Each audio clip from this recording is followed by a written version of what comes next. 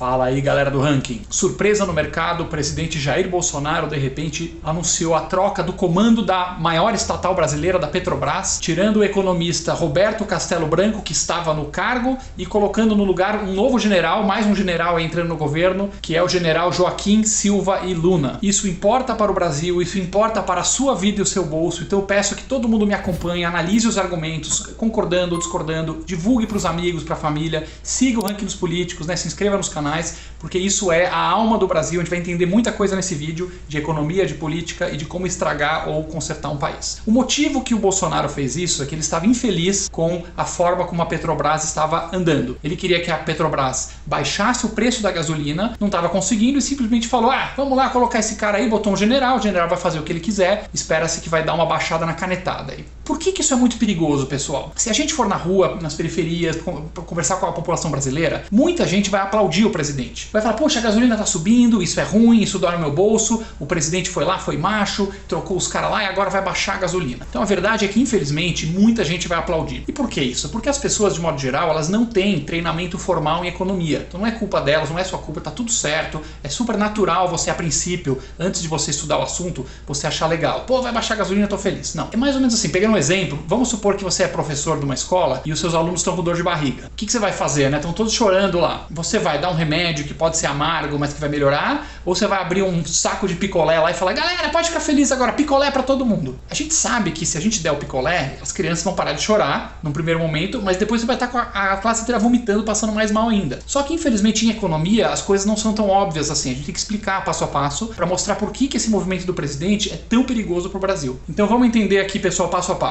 Primeira coisa, a gente sabe que o governo brasileiro é um dos que mais cobra impostos de todo o planeta em termos de países emergentes, né? Dos países que não são ricos, que estão crescendo, a gente é uma das maiores cargas tributárias. Tudo que você produz, a cada cafezinho que você toma, a cada remédio que você compra para a vovó, a cada vez que vai no supermercado ou abastecer seu carro, você está pagando muitos e muitos e muitos impostos, muito mais do que a média. Apesar do governo ter toda essa massa de imposto entrando, você acha que isso é suficiente para o governo pagar suas contas? Não, a gente sabe que não.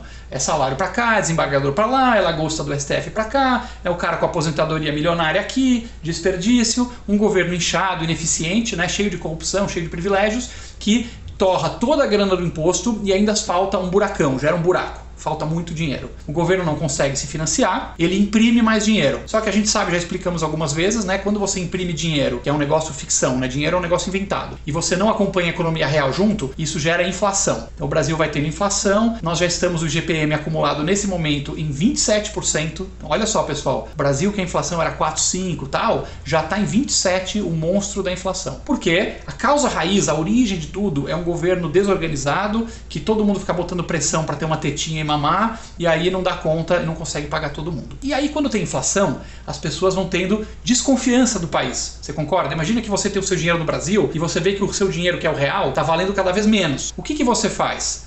Você tenta tirar o dinheiro do país, né? Você que tem grana aqui. E o que você faz se você é estrangeiro que está aqui no Brasil? Você vai embora do Brasil. Então você tenta comprar dólares, certo? Vai todo mundo comprar dólar, porque ele fala que o dólar pelo menos confia um pouco mais. Agora tem essa discussão lá nos Estados Unidos, se o dólar também vai inflacionar ou não, mas não dá nem para comparar com o real em termos de credibilidade, de confiança. Aí a galera toda comprando dólar. O que acontece com o preço do dólar? O preço do dólar sobe, certo? Ninguém quer real, todo mundo quer dólar. Então, de um ano para cá, aconteceram duas coisas importantes. Em primeiro lugar, o dólar, que estava R$4, agora está 5,5, aumentou muito, aumentou um terço, né? Como se fosse um terço mais caro agora comprar dólar. E o petróleo também subiu. Então o petróleo internacional, que é um produto que não é o Bolsonaro que decide, não é a Petrobras que decide, não sou eu, não sou você. O petróleo é um produto mundial, é decidido pela oferta e demanda mundial. Por favor, isso aqui, vamos parar de acreditar um monte de besteira sobre o preço do petróleo. São milhões de pessoas comprando e vendendo e o preço é decidido internacionalmente. Então o petróleo que estava $25 ano passado, esse ano que a economia está voltando e tal, foi para 64.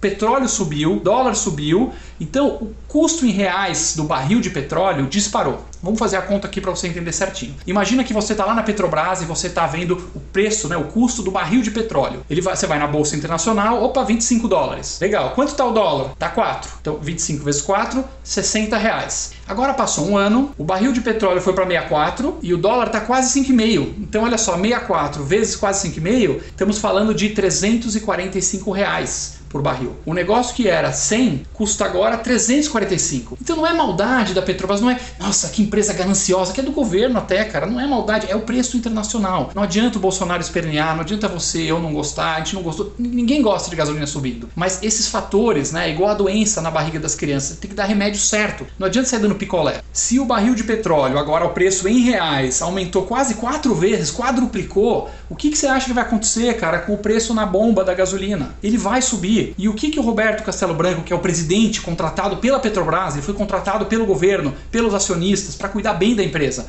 o que ele tem que fazer? Ele tem que seguir o preço de mercado, ele tem que fazer o melhor para a sua empresa. Ele não é do mal, não é ganância, ele faz o melhor trabalho para a Petrobras, que inclusive pertence ao governo, que na teoria pertence a você, né? Na prática está mais com a gangue de bandidos lá. Agora imagina que o Roberto Castelo Branco foi lá acompanhando o preço de mercado, né? Os preços foram subindo e tal, e liga o Bolsonaro para ele e fala: ô Roberto, é para baixar esse preço na canetada, é para dar prejuízo aí para a Petrobras, que a gente tá mandando. Aí o Roberto fala: mas presidente, e os outros acionistas que também investiram? O governo não é o único acionista, tem outros acionistas que o governo foi lá e falou: vem, põe dinheiro na Petrobras, vamos fazer essa empresa dar certo. O que eu faço com os outros acionistas? Ah, que se dane aí, problema teu, não quero saber. Mas presidente, se eu baixar o preço na canetada e começar a dar prejuízo, como que eu pago as contas da empresa? Ah, problema teu aí. E presidente, você percebeu que se eu baixar o preço, a Petrobras, em vez de vai dar lucro, vai começar a dar prejuízo? Tudo bem? Não quero saber. Mas presidente, o governo está contando com esse dinheiro. Quando vocês fizeram as contas do ano, para fechar as contas do governo, vocês estão contando com o lucro da Petrobras. Vocês já estão esperando que a Petrobras vai pagar alguma coisa para o governo pensar suas contas. Ah, não quero saber disso aqui, eu preciso baixar o preço na gasolina. E assim vai, pessoal. Pense, olha as consequências, né? A Petrobras começa a reduzir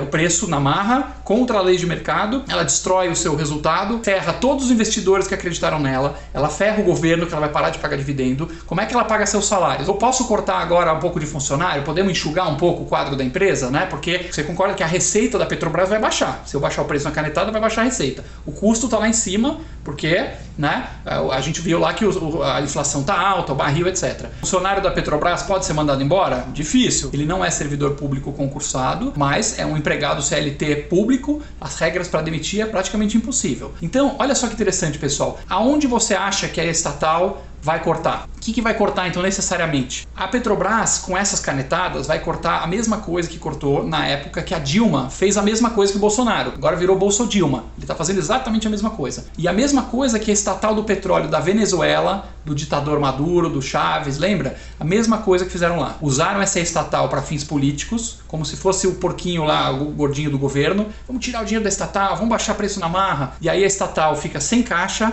e o que acontece? Ela para de investir. Ela não tem dinheiro para investir, então não vai furar mais poço, não vai trocar os equipamentos, não vai investir em novas plataformas. E aí o que vai acontecer com a produção de petróleo? Igual na Venezuela. A produção de petróleo na Venezuela caiu ao longo desse período de quase 4 milhões de barris dia para 1,5 agora. Então cuidado, porque ficar metendo a caneta aí para baixar preço de gasolina na força é igual encher as crianças doentes de picolé. Vai dar ruim. E o que está preocupando muito o mercado, obviamente a Petrobras, né? No primeiro dia que o presidente Jair Bolsonaro deu aquelas declarações atrapalhadas, o valor da empresa caiu quase 30 bilhões. Presta atenção porque isso é importante você entender. Nosso presidente Jair Bolsonaro, com uma fala atrapalhada, destruiu em um dia o mesmo valor que a gente usa para alimentar quase 33 milhões de pessoas no Bolsa Família. Então não é brincadeira. E a grande preocupação do mercado é além da Petrobras, porque é o seguinte, existem vários setores estratégicos da nossa economia. Tem a navegação, a parte portuária, infraestrutura de transporte, tem energia, a Eletrobras agora, pessoal, que é super importante, tão ou mais importante que o petróleo, está exatamente nessa discussão.